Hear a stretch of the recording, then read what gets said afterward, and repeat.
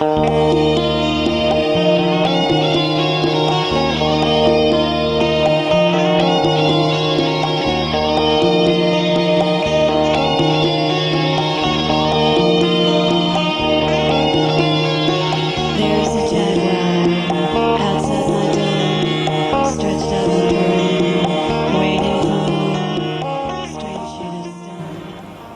I'm Carrie Cassidy from Project Camelot. And I'm Bill Ryan, and this is Sunday the 26th of July 2009, have I got that right? And I personally want to say that I'm delighted to be here with Stephen Greer. Well, good, nice to meet you. Of all the people who we get emails asking us to interview, you are number one on quite a long list. Oh, wow. And the reason for that is because a lot of people see Project Camelot as continuing to kick the ball that was kicked off by the Disclosure Project back in 1993. And you started something that we're doing our best to support you with in terms of bringing the truth to the world. Oh, good, so thank you. We want to thank you for that. Oh, you're welcome. Thank you. So we have some questions for you, but they might not be the most comfortable of questions. Oh, I can take any questions. Okay. And we've heard that you're not a wilting violet, as they call it, or whatever. So what we're wondering here, because we have different philosophies, I think, Right. and different approaches, and I think that's really interesting. I know that we started out maybe at the same place in terms of we're taking witness testimony, and certainly you did, and that tactic was very effective and has stimulated us to go down the road we went on. And we've been doing this for a little over 3 years now. And I just wondered if you have a philosophy that you feel like, or a trajectory that brought you from witness testimony to free energy, and if you could talk a little bit about that road. Well, obviously, the Disclosure Project involves many elements. One is the disclosure of the fact that we're not alone.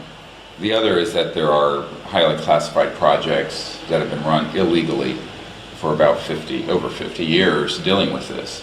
And number three, you cannot say that this has been kept secret and it's real without giving the raison d'etre. Why would something like this be kept secret?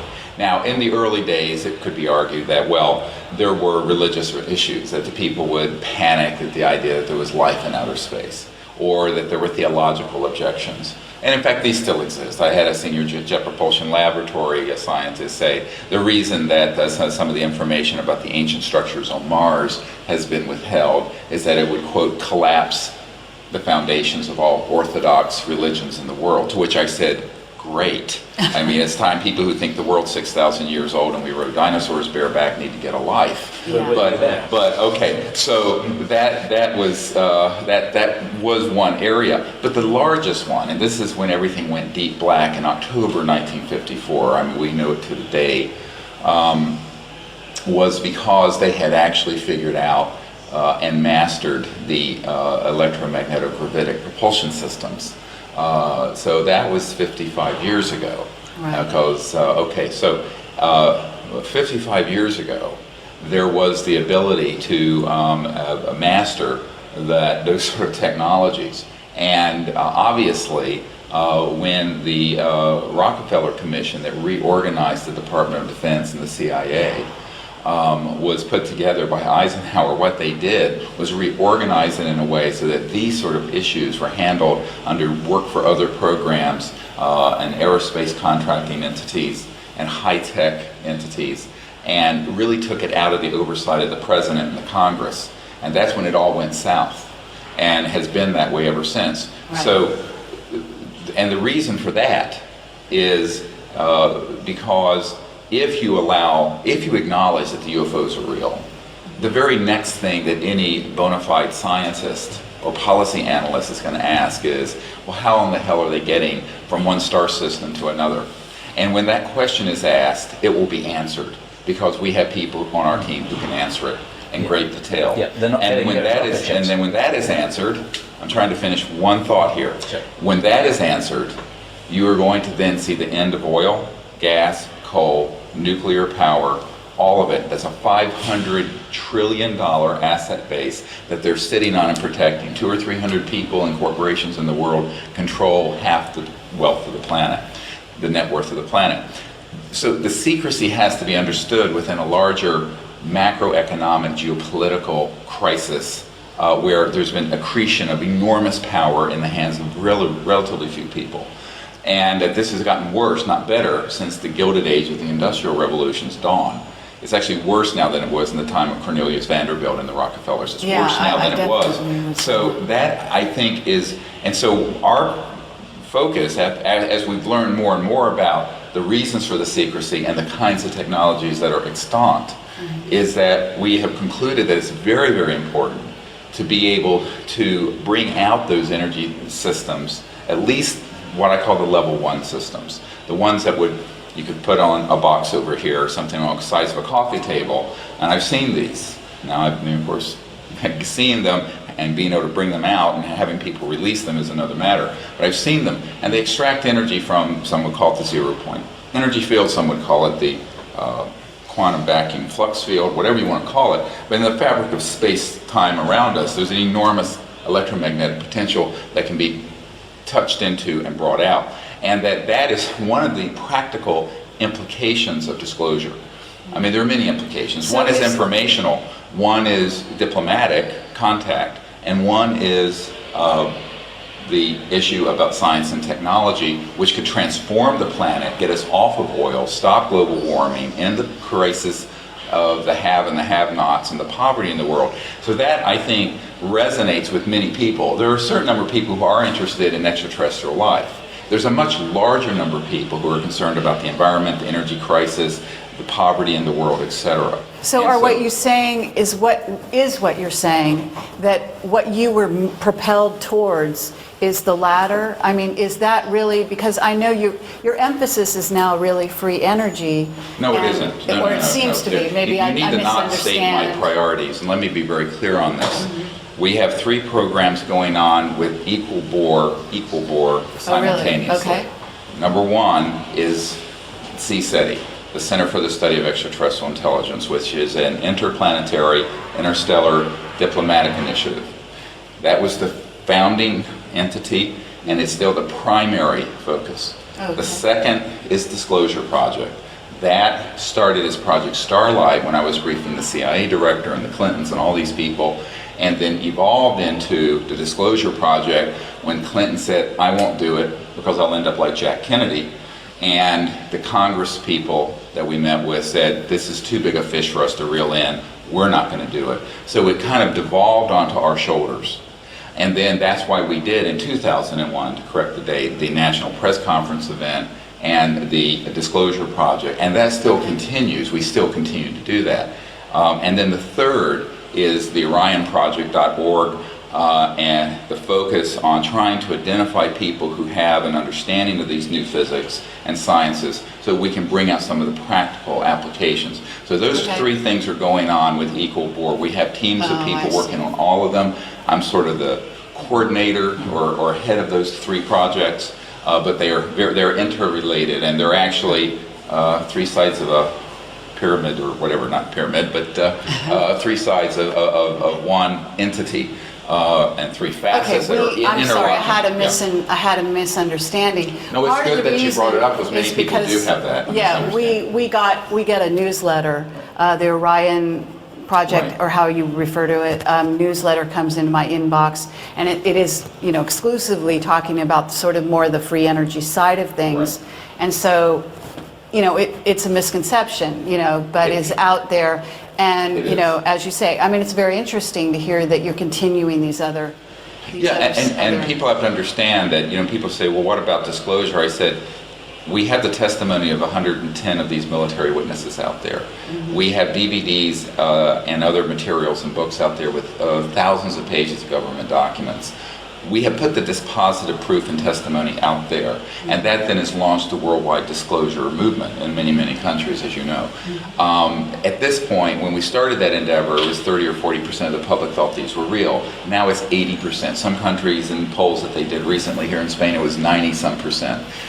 Think that we're not alone and ETs are real. So we feel that the big overarching strategy of establishing that fact has happened. What has not happened is, at least within America, an official acknowledgement of the issue and the ending of the secrecy. But this is due to a complex problem that I work on behind the scenes, because that's where the problem is. The problem is within Majestic.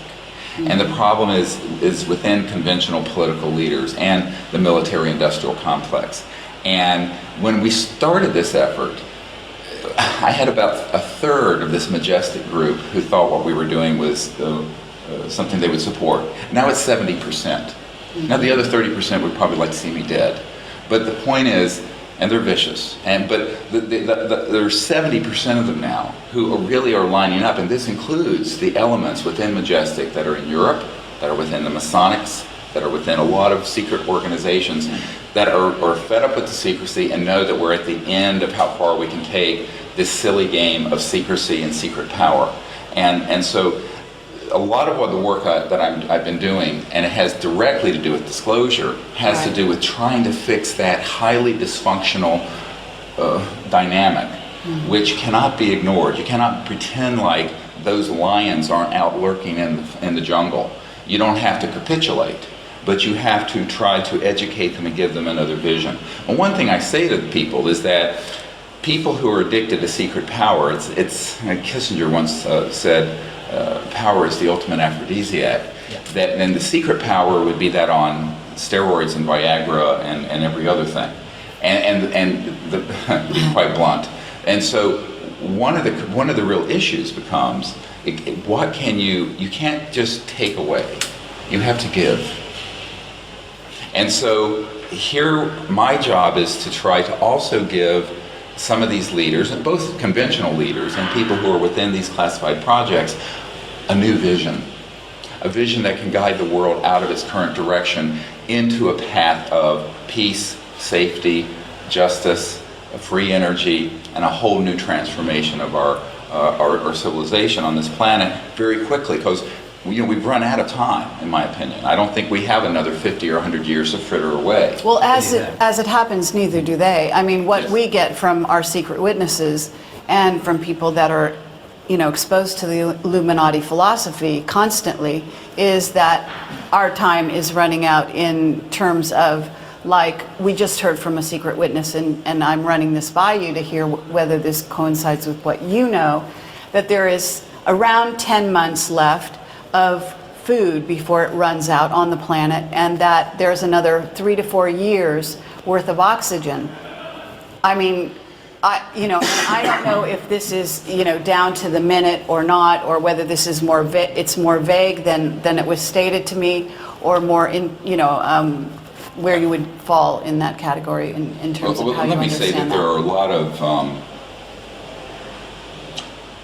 my father-in-law used to famously say, paper does not refuse ink. And in the modern era, the computer screen does not refuse digits. So in other words, anything can be said. Now, one has to, my own assessment of that is that there are competing interests that try to use whatever access they have to provide a certain paradigm that is highly eschatological. The eschatological axis within Majestic is a very powerful one. And when I remember meeting with a member of a royal family in Europe back in the 90s, and his entire purpose in providing funding to abduction researchers was to, and I know who they are, all the mainline ones, was so that they would put the information out to the public so that the public would learn to hate enough of the aliens so that we could have an interplanetary war, which would be the Armageddon, that would precipitate the return of Christ.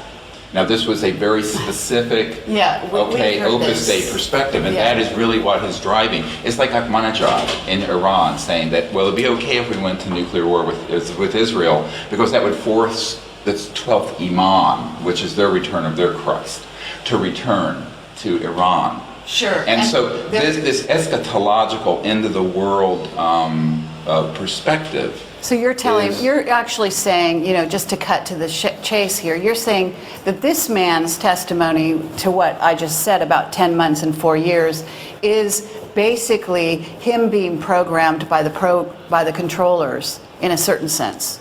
Well, it's through a glass dimly. In other words, yes, we're headed for a crisis.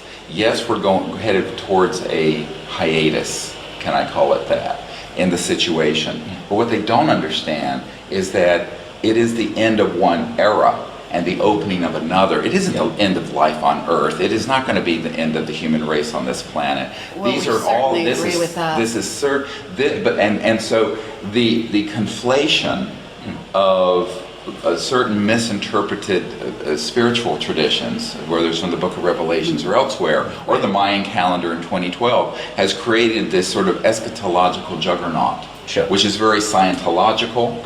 It's very majestic, and it has a lot of underpinnings within the philosophy of why the secrecy has continued on like it is. This is one major axis of why the secrecy has continued. The other one is the technological and money and control and macroeconomic control of the planet. Yeah. My point to people is that, for example, now I've been doing this for 19 years, and I've had, you know, if you brief the CIA director, you've had some good access, and that was Sure. 16 years ago.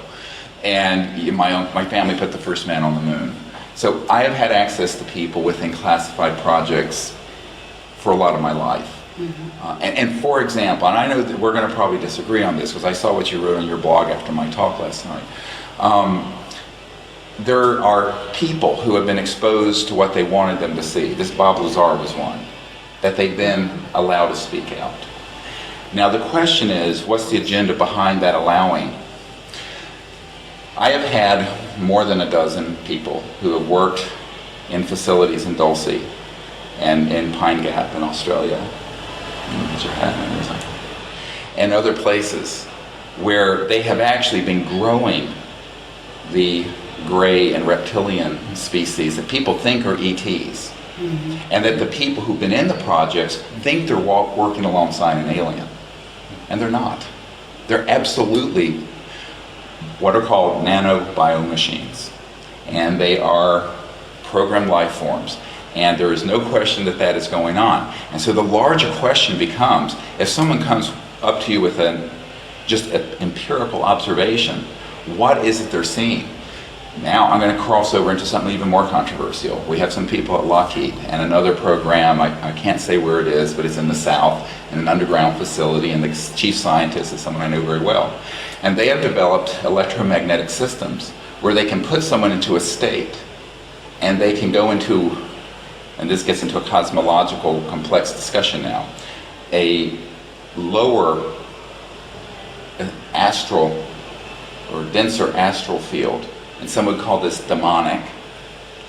And they can actually see beings and creatures there and bring them in three-dimensional and materialize in flesh and blood through these electronics. So a lot of these things that people are seeing have nothing to do with interstellar and extraterrestrial. So when I talk about the interstellar civilizations that also have transdimensional capability. You can't go through interstellar space at the speed of light or less. Right. But there's a cosmological indigestion happening within ufology and disclosure that I find disturbing, because people are conflating interdimensional with extraterrestrial with PLFs that are programmed life forms, man-made, and all of this is being put together as if it is one thing, and it isn't. It's unfortunately much more complex than this, and this is exactly why. I agree with that as well. It's very complex. This is why when Martin Cannon, back in the late 80s, put together a 2,000 footnoted paper and collection proving the military human involvement with abductions, and that the creatures they were using were not ET. There wasn't some alliance between Majestic and these ETs. The ETs wouldn't bother with them. Now I say they're aliens, but they're not extraterrestrials. Okay, and now we're getting into, and people say I'm being cheeky. I'm not, because these are very bizarre creatures. And some of them even, now I'm going to take it one step further. You've all heard of Roswell. And you've all heard of that there have been a number of electromagnetic weapon systems that have targeted and knocked down interstellar vehicles, not at a great kill rate in the early days. I hate to use the word kill rate, it's terrible, but it's become more and more efficient since SDI and since the 90s, frankly, and particularly in the last 5 or 10 years. What happened, however, in the early days, they had enough crude stuff. Of course, we had things like the Philadelphia experiment, which did not happen in Philadelphia, happened in Rhode Island. That was the cover story. That's another whole discussion. But that was in the 40s. And so there were very advanced electronics that were already being used. And by the time the extraterrestrials showed up when we were detonating nuclear weapons, we were able, at Roswell, at our only nuclear bomb squadron, to have one of these weapons in a radar dome or configuration that caused the two of those to crash. Right. There were bodies on that. Some of them were living. And I have a witness who actually handled one of the living ones as late as 1950, 51, here in Virginia, not far from where I live, at Camp Perry, Pearry, very top secret facility. Now, what's interesting is that that genetic material from some of those bodies have subsequently been cloned from a number of different species. Now, you know, I have a daughter with a PhD in neuroscience and genetics from the most prestigious university in the world. And what I've done is I've looked at this sort of what the current state of the art of science is in the non-classified world, is that if they wish to, they could take cells from a human and clone them. Absolutely. Sure. Yeah. Now, Absolutely. imagine what has that. existed within the classified world, because these are the people who were these were the humans who were the spiritual descendants of Mengele and the Nazis, and Werner von Braun, and that whole You're talking about the scientists. the scientists who were brought into these classified projects and who were at the foundation of the CIA and the early space program. And so the highly compartmented programs that deal with this issue have, and this is the thing, everyone talks about the anti-gravity and this and that. What they forget are the enormous advances that have happened between the early 40s and now in genetics and bioengineering and neuroscience. Well, and those have gone into application where they now have created these creatures that people think, oh, that's an extraterrestrial. I say, it is not an extraterrestrial. So the whole thing is deliberately become confused so that people will make an assessment that there are the good aliens and the bad aliens. And if we step into that cowboys and Indian mindset, they can then divide the human race into another war footing that will fulfill the majestic plan that was hatched in the 50s, that will take us, as Douglas MacArthur said in his last address to the Congress, to interplanetary war, and that which is the World War III they want. So most of retail ufology, I would say 90+% of it, has embedded within it this message and this information and these images for the purpose of majestic. Now, I think people do it completely innocently. Because I want to ask a direct question here, because this is personal, and I haven't said this on camera before, so here we go. I'm an abductee, and I'm a mountaineer, and I was abducted out of my tent in December 1981 in the Himalayas on the slopes of Makalu, which is in Nepal, on the border of Tibet. And that wasn't done by the military. This was done in December, in winter in the Himalayas, and I was taken out of my tent, floated over the glacier in the middle of the night, and it was minus 40 degrees. This wasn't the military who were doing that. They couldn't do that. Well, I'm not saying all contact has been military. I'm being very specific. I'm saying that there's enough. Let's look.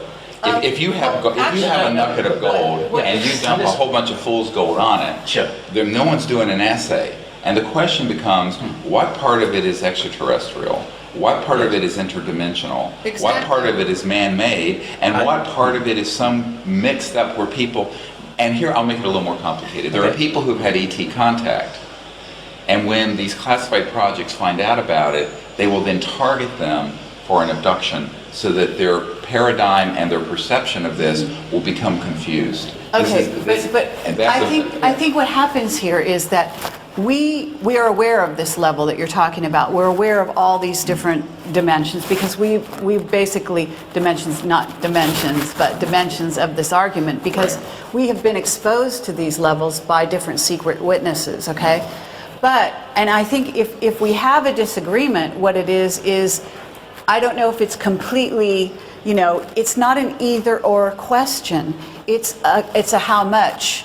It's a percentage, as you say. It's going to be is there sometime abductions that are ET related, that are real ET related, okay, and handled by a certain group of ETs?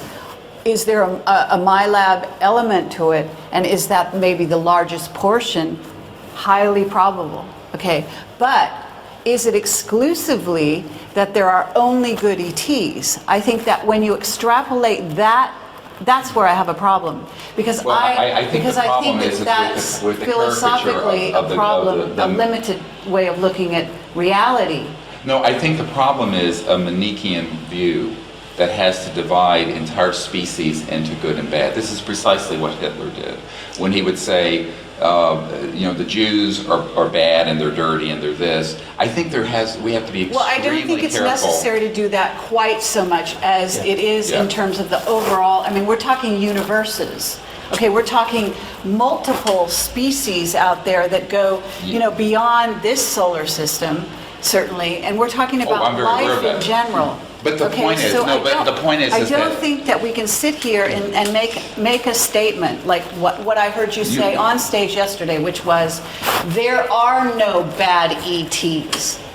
No, I think you can say that there is no evidence that the planet has been invaded by hostile, is the word I used, civilizations so far that have an intent. That you have not, in other words, you can't prove a negative. This is axiomatic. Well, what I can so we have a problem. You can't prove a negative. In other words, that's the point. But that is the point. You can't prove a negative, but what you can do is go with the evidence that you do have. And one of the sets of evidence we have for CSETI, which has gone around the world and made contact all over the world with thousands of people, we have never had a harmful event happen. We have never had anything resembling anything that has frightened or harmed anyone on the contact team. Yep. On the other hand, we have had members of our team that have been targeted with these psychotronic-related military-type abduction events, including myself. Right, and so what I have to go with is the evidence that I have, and I also know that there's the stagecraft, to use an Institute for Strategic Studies document that I have, that talks about the stagecraft of abductions because of its psychological warfare value to the agenda of an us versus them Manichaean worldview that would redound to the benefit of the military-industrial complex. So this is very circular. And I think that what I'm saying is one has to be very careful if you're going to be involved with disclosure and contact and saying this group is bad, this group is good and we're bad, and we're slipping right back into the Israelis versus the Palestinians, the Jews versus the Christians, the Muslims versus the whatever. But this is not where we're going. But if you say that there are bad aliens that are working with a secret government. The language is actually service to others versus service to self, and that in itself is also a matter of degree. But you so can't it's not make that really judgment. good. See, here's the problem. Well, none of us can. That's the whole point. Well, that's my whole point. And I think before one starts going down the path of the sky is falling, and we start unleashing this Manichaean worldview of here are the ones that are service to others and here's the ones that are selfish, I would say that there's some enlightened self-interest everywhere. And let's back this up just a little further. Let's say that these civilizations... Especially by the invaders. By the who? If there's an invasion race, then enlightened self-interest is going to be the predominant model by which they're going to operate, right? And you're entitled to that. I'm positing. All I'm doing here, until it actually happens in black and white. Who has been invaded? And there is evidence. In other words, you can get evidence on both sides of the question. Well, but to characterize it as an invasion, what if there is an interstellar group that have different ones of them have different functions? For example, I'm going to take this a little further. There's one group that has a very specific function. You might call this the Noah's Ark function. that this planet is under tremendous environmental stress. We're losing thousands of species and plants and animals. Yep. I've spoken with people about the landing in Provence of this ET craft in a lavender field, and there were these little ETs out picking lavender, and it sounds hilarious. Just like what the were movie. they doing? Just like the movie. Absolutely happened, and it left physical trace. Could there be a human genome project that's trying to protect the human genome and a genome project for Gaia, the Earth? Could there be? There could be all kinds of things going on that are beyond our ability to say, that's happening by people who are selfish and invaders, and that's happening by people who are the good ones. Yes. And I think that sort of dichotomy and dualism that I read on your blog is the exact script that Majestic would want people to buy into to support interplanetary war. And I think that there is another... I think a paranoia over interplanetary war per se, and that scenario, is laudable. Okay, in a certain way, we understand that you're coming from a heartfelt perspective when you talk about let's not get caught up in polarities. Okay. But what we don't want to do is analyze this scene, this scenario, and the realities that are out there, and say we've come to definitive statement where we can say there are only good ETs. Now let me tell you why that's dangerous as well. Because what that does is leave people, humans, and humanity possibly in general, in a vulnerable position, because they are then going around following ET like the Pied Piper down whatever road they're taking. No, I have always said, and unfortunately you haven't read my books and things, but... Actually, I have. Well, and I have made it very read. clear that there are two things that are equally dangerous. The deification of these visitors or the demonization of them. Each are equally dangerous, and I've said this since the early 90s. And then we're in agreement, but what you said on stage was not that. I didn't deify them, and I didn't demonize them. My point is that we're living in a universe together. We're going to have to live together in that universe. Absolutely. The solutions are not going to be name-calling and we're better than you are, and those are in service to self, and those are the service to others, and this whole thing. Because I think that we have to look at this from a much larger picture, and that is not only Earth, but the whole cosmos is going through a quantum moment. It is not just an Earth moment, it's a universal moment. Absolutely. And the hallmark of which is universal peace. And the hallmark of which is good. And so it is also true that interstellar civilizations are not allowed to leave their biosphere until they have become in agreement for peace. Now, and that's an assumption. This has been proven. Because if these, no way, nothing has been proven on this planet if these civilizations on that degree of sophistication. Well, if they were here, if they were here and they were invading and they were hostile, they would not have waited for us to have the kind of weapons we have today.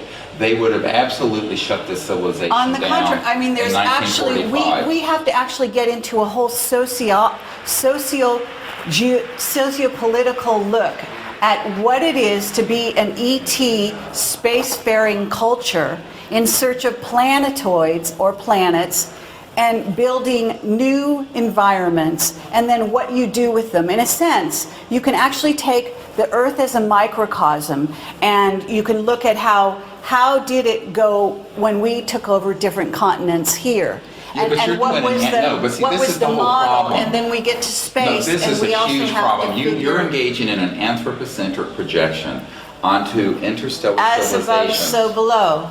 Well, in other so words, in your belief. But I think that you're completely incorrect. All I'm saying is we're part of the universe, and that you can't eliminate, and there's no definitive decision on this part. You're making absolute statements. Do you think our classified projects have traveled interstellar yet? Absolutely. Yes. Yeah, they have not. Okay. Now, we've got evidence that they have. Well, I'd love to see you prove it, because but we don't have evidence, but in May 2001 you said that we have superluminal capability. Yes. What are we doing? Going to Pluto with superluminal capability? It takes 5 seconds. No, because they're not allowed to use it. Now, here's something that there is a quarantine on this planet until we become peaceful. And this is why, if you listen, There's a philosophy if that you there's look a at- quarantine. No, there is. And if you look at even what Neil But Armstrong said. why? Because an ET after- told you? I mean, really, let's get down to it. Well, let's get back down. We're Well, all okay, in let's talk about what communication Neil with different Armstrong races. was heard saying. It's in Timothy Good's book, Above Top Secret. You can read it. Yep. And I'm sure you have. A mind-controlled You're British. astronaut is what you're talking about. You're going to give me testimony from a mind-controlled astronaut. No, Let's but hear where this goes. I'm he interested. said that when we were basically warned off the moon, and that's why we didn't continue. And I to go. believe these And- warnings exist. and- There has and- been evidence that we're warned off Mars because certain craft have never made it there, have been shot down, have been disappeared, have had technical problems that haven't Well, been and explained one by NASA. can put a xenophobic spin on that, or one can say perhaps there's a wiser cosmic order that says that until a civilization reaches a certain amount of stability for the civilization and peace, they are not allowed to travel amongst the stars. That the entry ticket is peace. And I think that is the situation. Okay, I understand that's your philosophy. And no, it's not my philosophy. It's what the evidence. This is not how I started out. This is what I have found to be true from many different witness testimonies and the observation overall and aggregate. But our witness of the- testimony would contradict that. Well, fine. I'd So like what to do you speak do to with them. that? Yeah, absolutely. Yeah, yeah. And maybe we'll have to compare notes because, Yeah. really, to be honest with you, Yeah. this is valuable. Because what happens is, for Right. better or worse, we're both out there. We're both investigating these questions, and they are open questions that actually They are, but I think it's the rather unhelpful information if you go hasn't onto a been- blog and say that what I'm saying and doing is It- sinister. I think I that, said- I have never said anything harmful about you guys. It's insidious. The reason Insidious it's and this and that. insidious And I think that is this because is it leaves exactly the kind of earth thing. And I'm going to vulnerable. absolutely, you invited me to an interview, I'm going to Sure. provide an interview. If you want to overtalk everything I say, you can overtalk what I say. You overtalk But- us. But I am telling you that I'm being interviewed. And so the point is that if It's mutual. See, you don't know this, and I'm sorry, we didn't have time to tell you our philosophy of how we conduct an interview, but I did kind of warn okay, you so we want to have that we a had debate. differences of We opinion. have differences of opinion, and that's fine. But I think the most dangerous thing we can do is say everyone has partial information. Right. To start making sweeping judgments that are negative.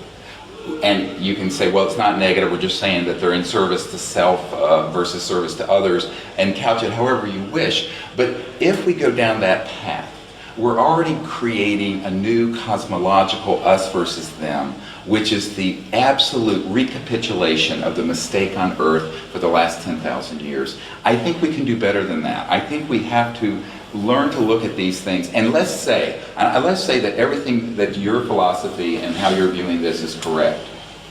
If it's 100% correct, I would still say the path of wisdom is education, Absolutely. elucidation, engagement peacefully, Absolutely. higher states of consciousness, Yep. all of this. Yep. I don't think it consists in characterizations, name calling, what have you. Now that goes on the diplomatic front and between nations on the earth. And I think we have to be very careful not to engage in that sort of anthropocentric projection of the current state of duality of the human condition on these visitors. I think it may be much more difficult to make those kinds of assessments. But if we go down that path, what we'll be doing is that we'll be dragging the baggage of the old era into this pivotal time, this embryonic time, where we're trying to transition to a new civilization, the hallmark of which will be universal peace. I don't think we're going to be going into a period of time of competing planetary systems having wars.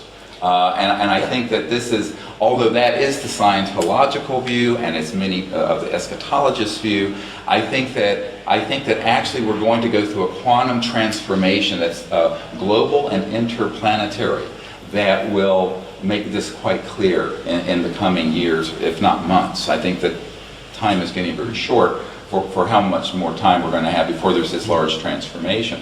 And I think the other thing is to say, I would say to people, if there is a civilization that is here for their own purely selfish interests and have not a shred of altruism or concern for humanity or Earth, those are the beings I would want to meet with first. And I have said this for years. Because you need a diplomatic initiative to North Korea and Iran and China more than you do to Great Britain, if you're an American, let's say. Absolutely. And so this But is you can't be in denial of the there's no potentiality. denial here. I'm not some sort of Pollyanna fool. Well, I mean, and that characterization of being in denial. I'm not in denial about anything. I'm just saying that. Wait. You're personalizing this in a way that it's not personal. In other words, I'm saying what I said is I didn't direct it Jan to you. can give me what you wrote on the blog, and I'll show you what you wrote on the blog. Excuse me. I said that what you said on stage was insidious, and it's insidious because what it does is leave again humanity. Look, let's both agree It's a here. real misdirect. We are in love. It's a real misdirect. We both love it's a misdirect. humanity. We're both here to make sure that we make it through this next era. Right. Okay?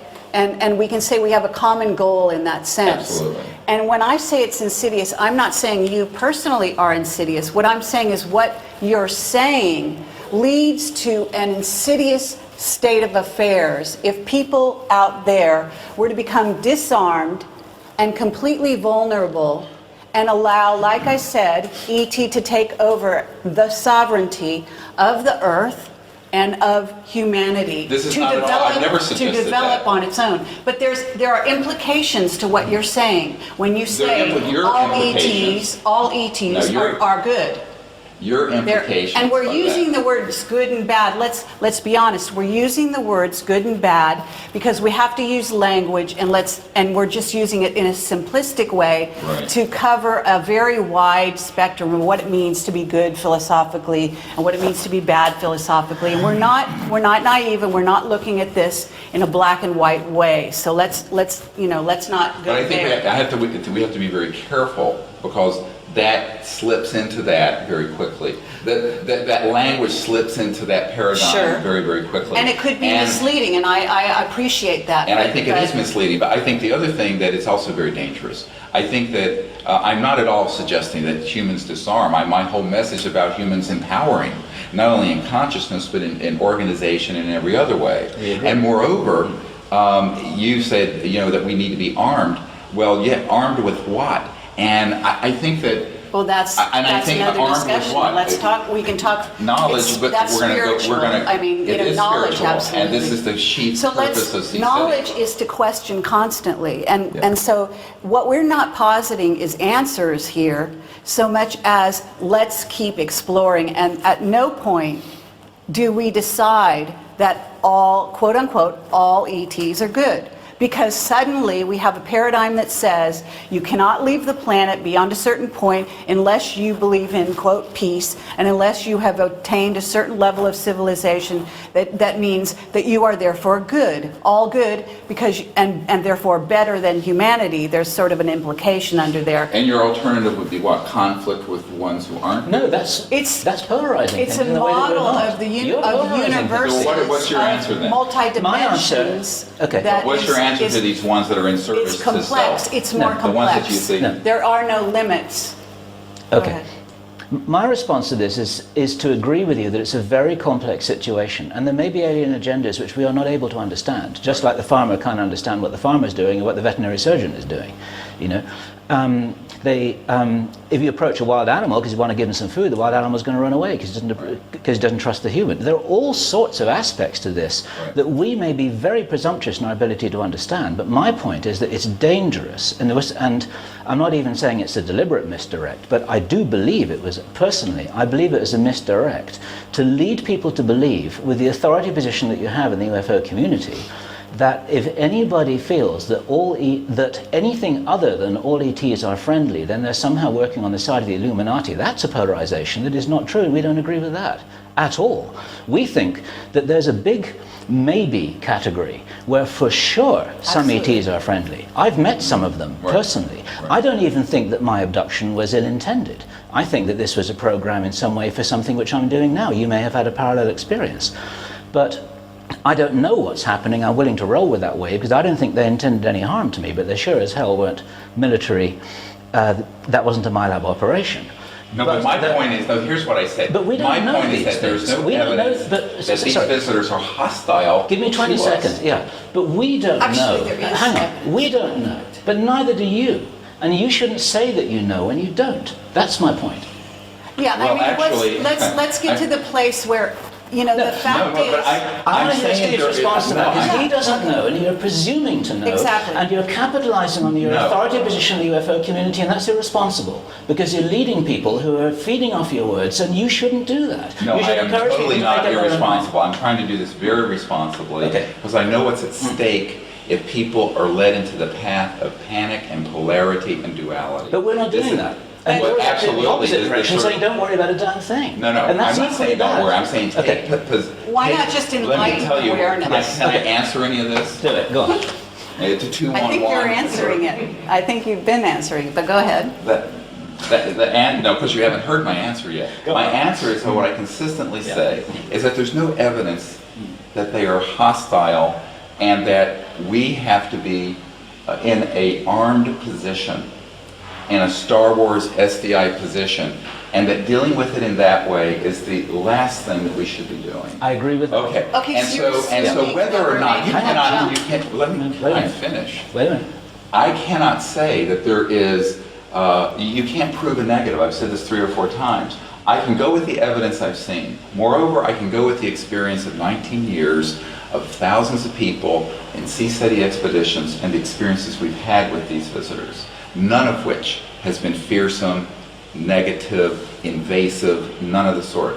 The other point that I have to make is that if it were true that there were civilizations that had self-interest and were going around the cosmos colonizing and invading different worlds or planetoids or what have you, then I would say that those are the civilizations we need to find a way to engage. And it isn't going to be down the barrel of a laser weapon or an electromagnetic pulse weapon. True. And so... I think you're making a jump. I mean, I have to say So you're let me you're I haven't making a finished jump my answer yet. to Star Wars from us just saying there may be ETs with some self-interest guiding their Well, paradigm. but let's take a step back from humanity for a moment and look at this through the eyes. Let's say there is a civilization like you're describing. I mean, just, you know... What civilization are we describing? The ones that you think are not in service to others. We but think in they may have service to agendas self. that are not necessarily in our interest. That's not a polarized position. Right. Okay, and That's the so, third but let's say that's the case. And it Let's say doesn't mean that we want to they're- shoot them in the head either. Okay, That's but a- let's say that's true. I don't think it is true, but maybe I'm wrong. It's possible. I mean, I don't pretend to know everything, but maybe I'm wrong. But let's say that's true. What might have instigated that? Now, let's go back 100 years. We're in horse and buggies and rifles and things. And my grandmother, born in the late 1800s, post-Reconstruction South, saw her son design the lunar module, put the first man on the moon. And now her grandson doing what I'm doing. And we've gone from horse and buggies to the capacity for interstellar travel and anti-grav and dematerialization and trans-dimensional technologies from gunpowder and the early stages of the Industrial Revolution. At the same time, we've gone from rifles and machine guns to thermonuclear weapons. And is it a coincidence that the sort of Pandora's box that opened when we started detonating thermonuclear weapons was because it was having an effect beyond just the Earth, transdimensionally? And is it possible that the trajectory they saw our civilization going on, these ones that you think may not have our best interests in heart, may have seen us going on a trajectory that if it continued on that trajectory, would lead to us going into their neighborhood with weapons of mass destruction, with our unchecked simian tendency towards war making and what have you.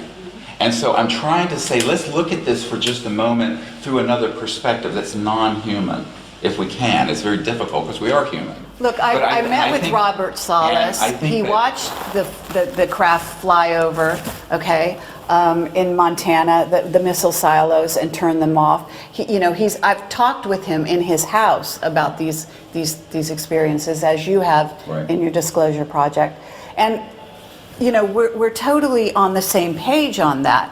There's no doubt whatsoever that they came and they are absolutely adamant that Right. this technology not go, first of all, not happen on the Earth, but they'll second of all, destroy the planet. not go beyond, and that it's actually interdimensional in its Correct. destructive Yes, I'm very aware of abilities. this. Yep. And so, So what kind of I think we're hornet's in nest did we agreement kick? on that. In other words, and therefore, what kind of provisions and things are going on as a consequence of that? And so I always say, everyone starts getting into, this alien agenda and that alien agenda, and I would say, what would be more constructive is that the human agenda be fixed. Yeah. That we learn to live on this planet and No disagreement there. fix our own home, create a peaceful civilization, rather than worrying about other motives from other civilizations. And here's what I predict. I predict that if we were to do that, and learn to live together without clubbing each other over the head and killing each other on this planet, and is so below, so above, that we would see a change perhaps in the cosmic order for that reason.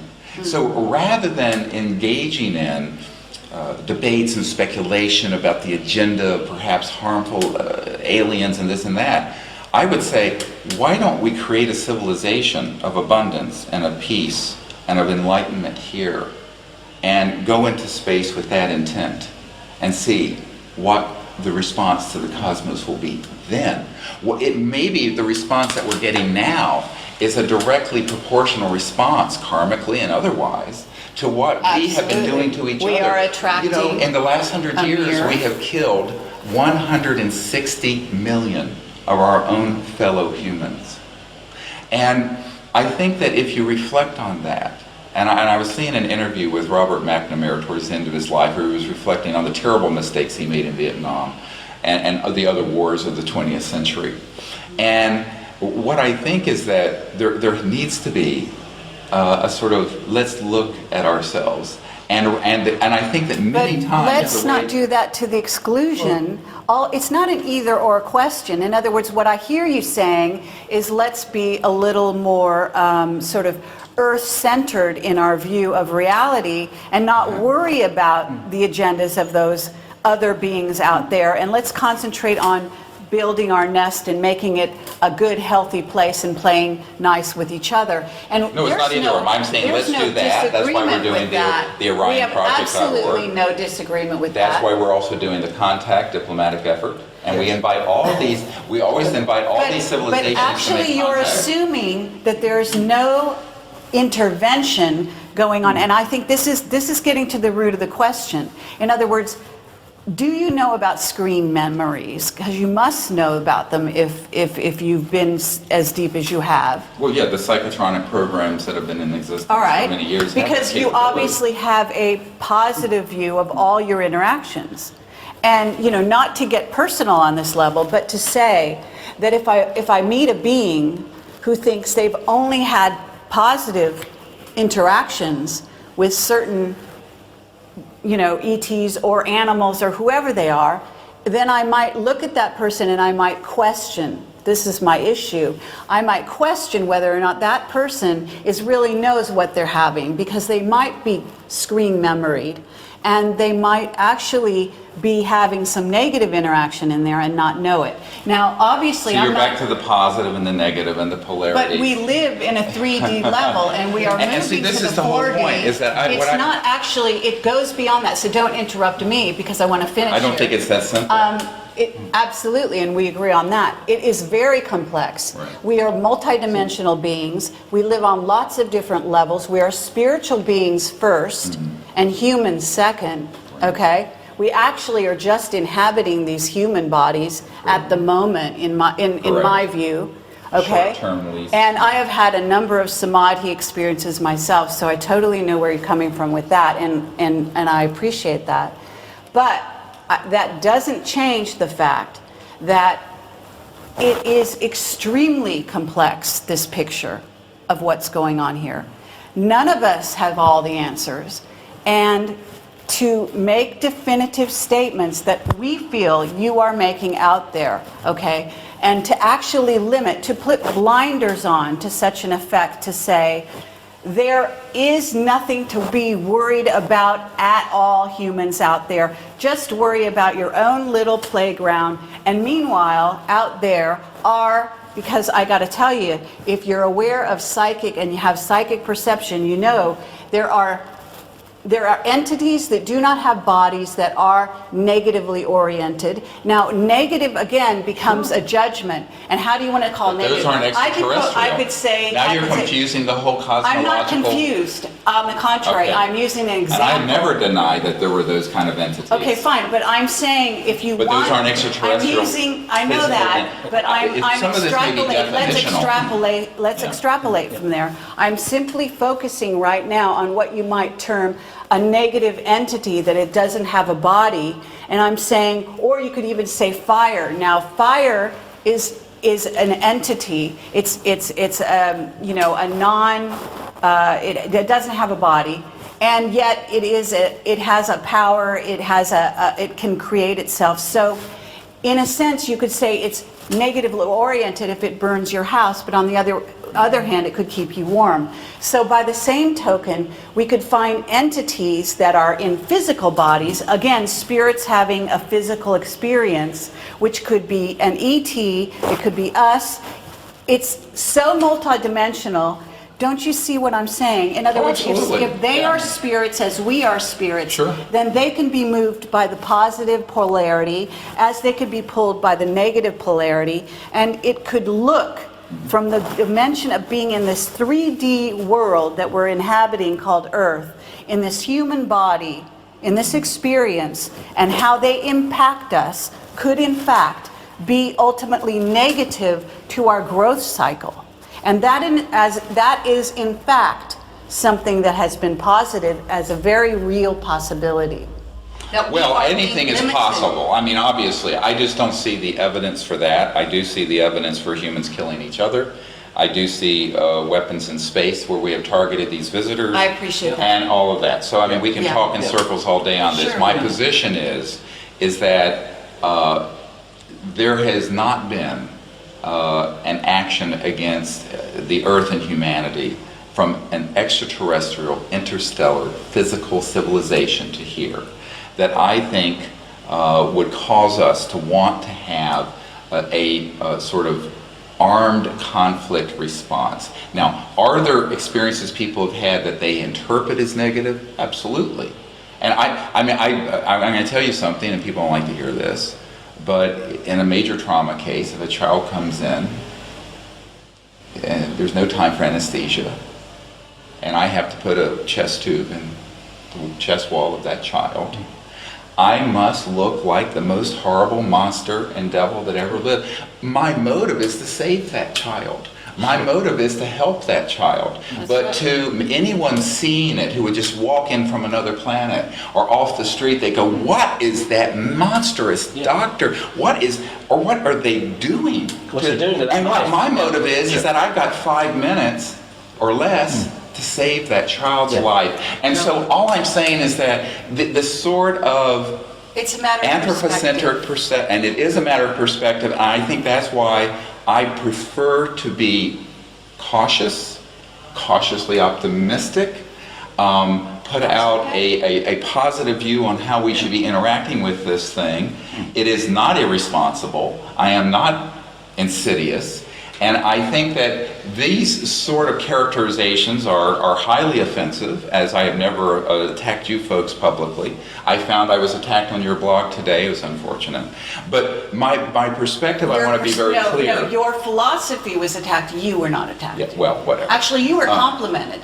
But I just have to say that is why we're wanting to be cautious, because it is so easy for humans. I mean, look what happened after 9/11. I mean, it is so easy for humans to take shreds of information and then go on a war footing or go on a conflict footing. We agree with and this is the inherent danger. This is the inherent danger of some of the things that you're saying. Yeah, is that it can shove humanity. Okay, and there's one thing that, to have a private conversation about speculating about the motives and the agendas of the aliens, but when you start talking to the people of the planet about this, and you start putting out and positing that there are these and to use your word, into polarity, negative and this and that, this would throw the planet into, and it would also throw the planet completely into the camp of Majestic, who for years has been trying to, and has also taken presidents aside like Reagan, and tried to convince them of exactly the argument you're making, so that he would spend hundreds of billions of dollars on SDI. And I think this gets into serious policy issues. Yeah. Okay, and I think I have responsibilities here I know. that you're not aware of. So to say I'm irresponsible, you don't know what my responsibilities are.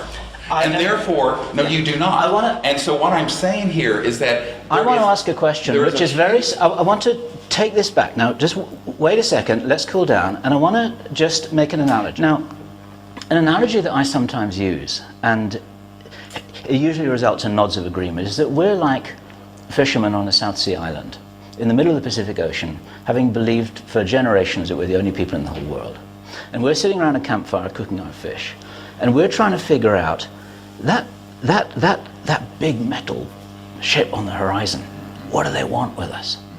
That metal bird that keeps on circling around our island. What are they doing? And is it real? And did you see it? And all this kind of stuff. And we're trying to figure out the intentions, assuming that we believe in their existence, of these other beings that we're suddenly starting to realize might exist in our universe on this little tropical island.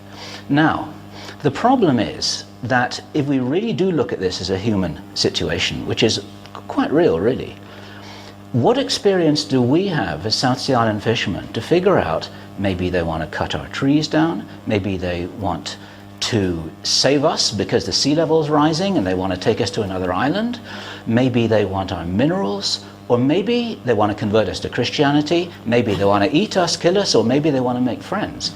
And how do we know? And the danger is, and this is a question now, the danger is that I'm here around this campfire with you guys, and I hear you saying those other men in those big ships and those metal birds must be friendly. And I'm saying, wait a minute, we need to be a little bit careful here, because actually, even though we do get into fights on this little island every now and then, how do we know we can trust them? Maybe we can, maybe we can't. What's your experience? That's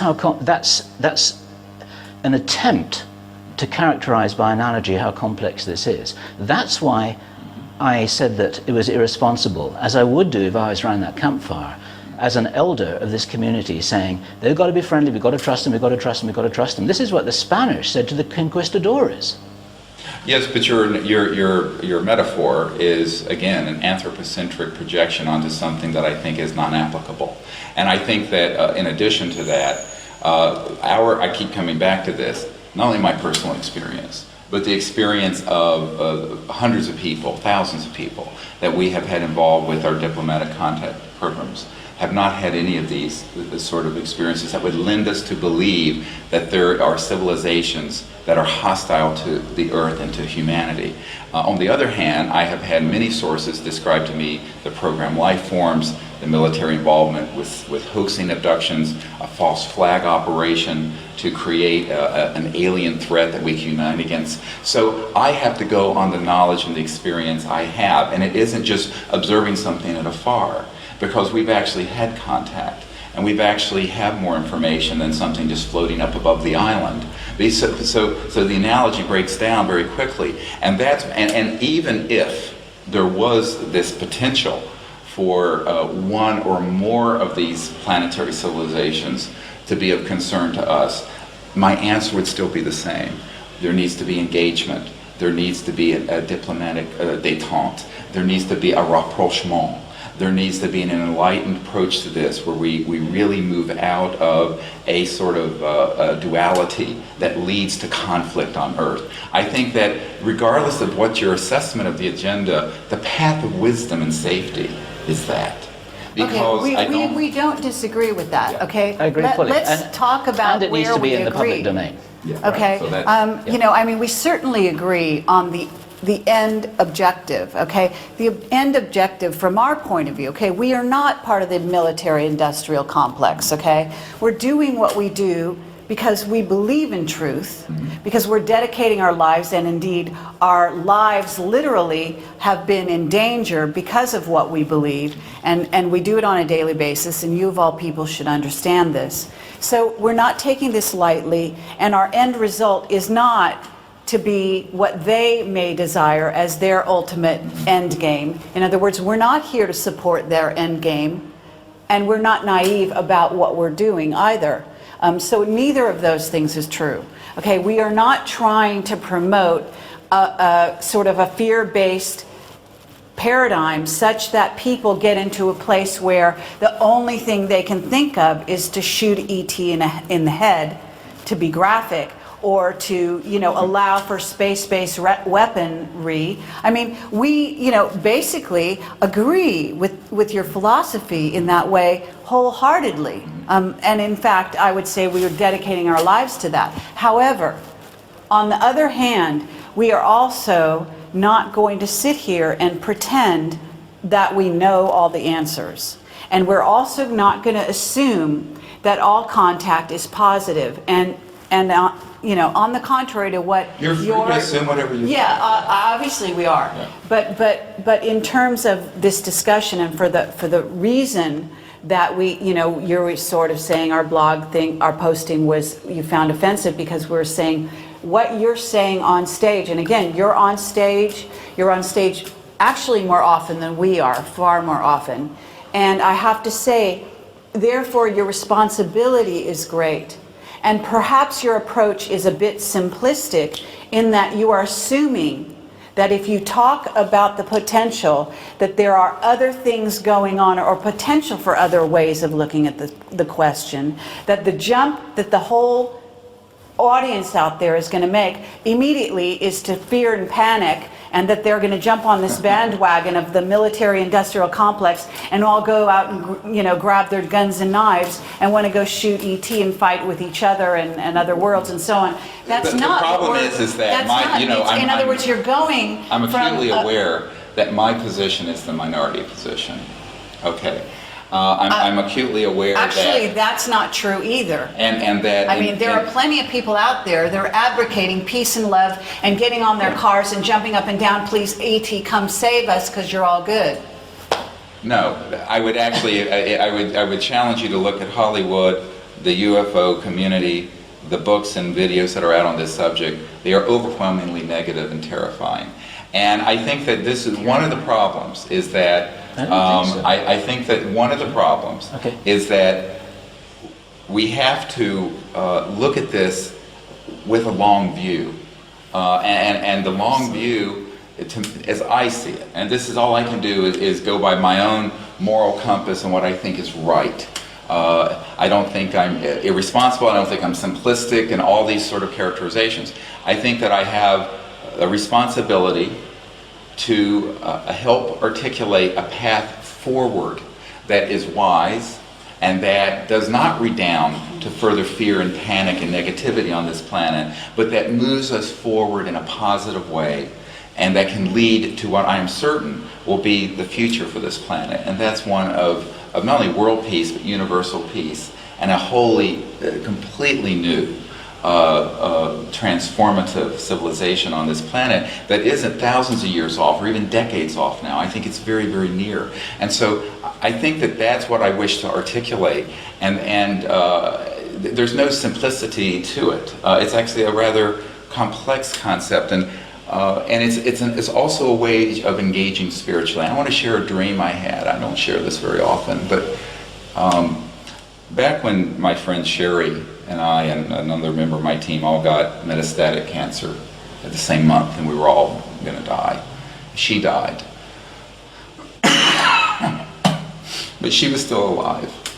And Bill Colby had died, been killed, trying to help us just before this. And it was a terrible time, actually, for me. And I had a dream. And of course, I'm human. I was angry. I was mad as hell at what was happening to us. And I had a dream. I think I was in England doing some crop circle work. And in the dream, there were these giant lions that were stalking me. And they were going to try to kill me. And it's funny because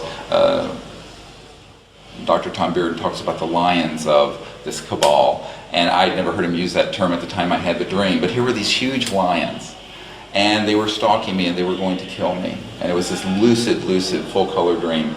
And I didn't run. I didn't get angry. I didn't have hate in my heart. I opened my heart and went to a place of universal love and consciousness, and I engaged each lion in their eyes. And we were doing this, following each other around. And eventually, they became so engaged with that energy that even though they had huge claws and fangs, they actually flipped over on their back. And I was petting them like this, like they were big pussycats. And we, had become completely diffused that situation. I use that as an analogy of a sort of an aikido, spiritually, of the engagement I'm endeavoring in, both with the public, with Majestic, with the visitors, and that's what I'm doing. I understand. And that's it in summary. And I think that's a great description of of your approach and what's motivating you. And thank you very much for that. Thank you for sharing Thank that, you. Stephen. Thank Stephen you. Greer. Thank you very much. I appreciate it. Thank you. Take Appreciate it. it. Thank you.